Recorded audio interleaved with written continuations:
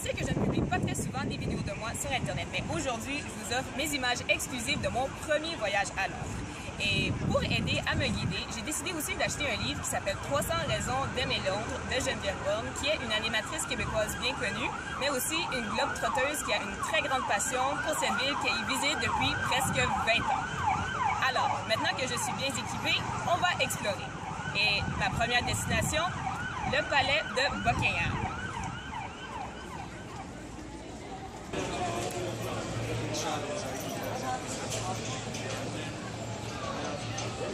Et maintenant, voici la raison numéro 3, selon le livre de Geneviève Borne, de pourquoi on devrait aimer Londres. Mais selon moi, c'est la raison la plus grandiose et la plus belle attraction de la ville.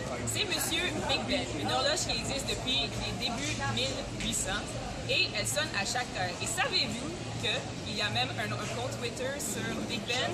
Dans le fond, ça dit juste bong bong, mais c'est toujours un... Beaucoup de marchés ici à Londres, mais le plus beau et le plus reconnu, et aussi la raison numéro 56 de visiter Londres, c'est le marché Camden.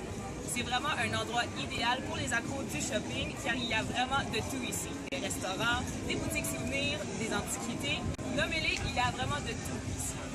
Difficile à croire que dans les années 70, il y avait seulement 16 kiosques temporaires ici. Maintenant, c'est rendu un vrai village de boutiques. C'est ici que se retrouve la raison numéro 129 de visiter Londres. Je parle du Tower of London.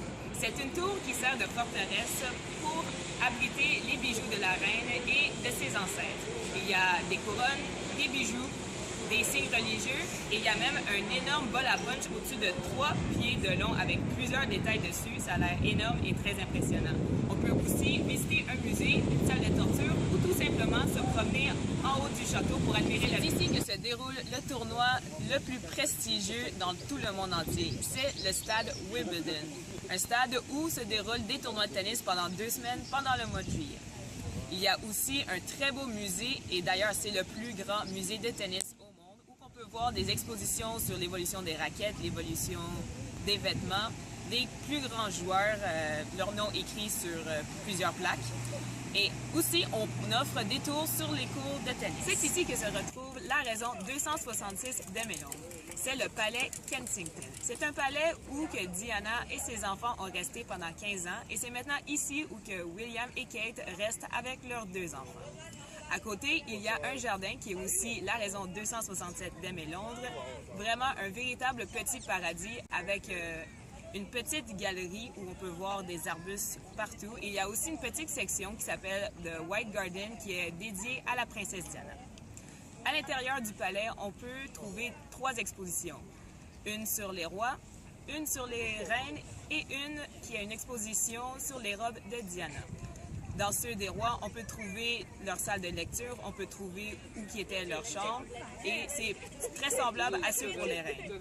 L'exposition de princesse Diana, ça vaut vraiment la peine d'y aller faire un tour car les robes sont vraiment sublimes. Vous avez peut-être entendu dire que les Londoniens ne savent pas cuisiner. Eh bien, je vous dis aujourd'hui que c'est absolument faux. Tous les plats que j'ai mangés cette semaine étaient vraiment délicieux et très frais, que ce soit dans un restaurant italien, chinois ou typiquement anglais. Mais celui que je recommanderais le plus, surtout pour les touristes qui veulent sauver de l'argent ou encore juste pour manger sur le pouce, c'est les prêts à manger. On en retrouve un peu partout dans la ville, c'est un peu comme les Tim Hortons de chez nous.